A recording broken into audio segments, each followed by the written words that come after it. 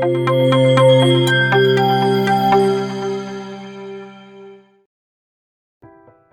के ब्रह्मपुरी इलाके में हुए सौरभ हत्याकांड ने हर किसी का दिल दहलाकर रख दिया है।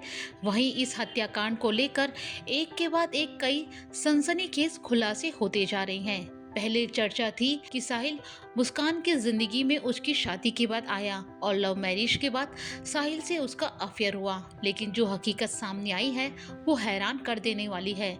मिली जानकारी के मुताबिक मुस्कान और साहिल का रिश्ता नया नहीं था, बल्कि वो दोनों बचपन से एक दूसरे को जानते थे, साथ खेले साथ पढ़े।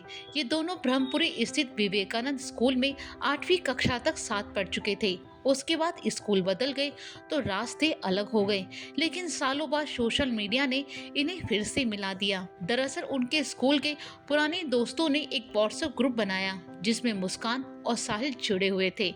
ग्रुप में बातें शुरू हुई जो जल्दी ही पर्सनल चैट में बदल गई। मुस्कान शादीशुदा थी, लेकिन सौरभ लंदन जा चुका था। ऐसे में मुस्कान अकेली रहती थी। इसी बीच साहिल से उसकी बातें और मुलाकातें बढ़ती गई और उसका घर में आना जाना भी शुरू हो गया। इसे लेकर कई बार मकान मालिक ने ऐतराज भी जताया और इसकी शिकायत सौरभ से भी की।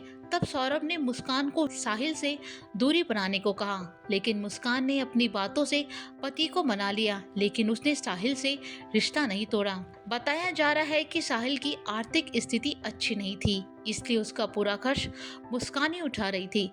मुस्कान ने उसे कई बार नशे के लिए पैसे भी दिए। दोनों साथ रहना चाहते थे, लेकिन दोनों के बीच सौरभ आ रहा था। इसके चलते उन्होंने उसे रास्ते से हटाने के बारे में सोचा। उसी दौरान जब सौरभ 24 फरवरी 2025 को लंदन से वापस मेरठ आया, तो प्लान के मुताबिक मुस्कान ने 26 फरवरी की रात को सौरभ को नशीली दवा देकर बेहोश कर दिया और साहिल ने चाकू और उस्तरे से उसका बेरहमी से कत्ल कर दिया।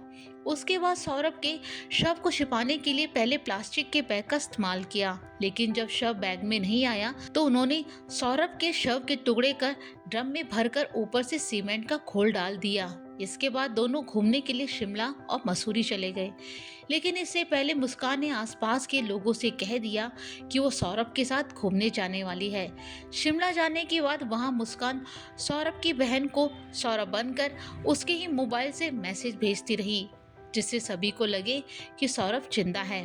वहीं शिमला से वापस लौटने के बाद उन्होंने सौरभ के शव को ठिकाने लगाने के बारे में सोचा और इसी दौरान दोनों का भांडाफोड़ हो गया। सौरभ की मौत ने पूरे परिवार को सदमे में ला दिया है। दूसरी तरफ मुस्कान के माता पिता का कहना है कि उनका मुस्कान से कोई वास्ता नहीं है।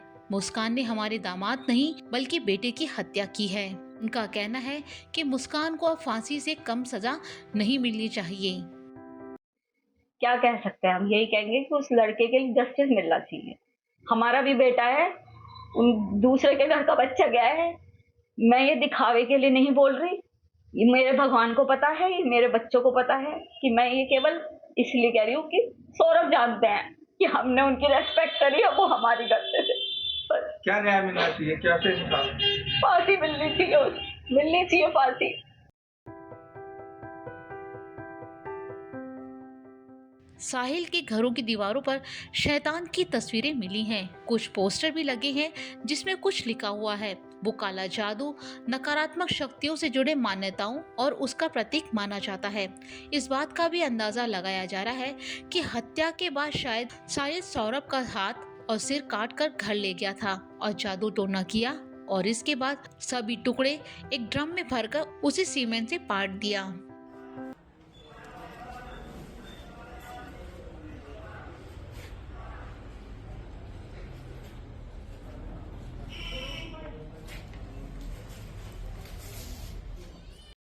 फिलहाल पुलिस ने दोनों आरोपियों को गिरफ्तार कर कोर्ट में पेश किया।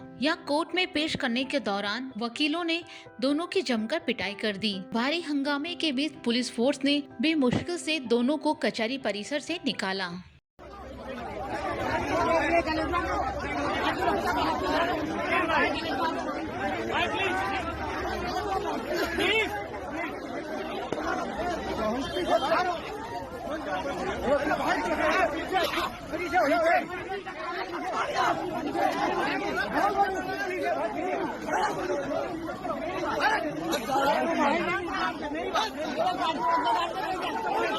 मारो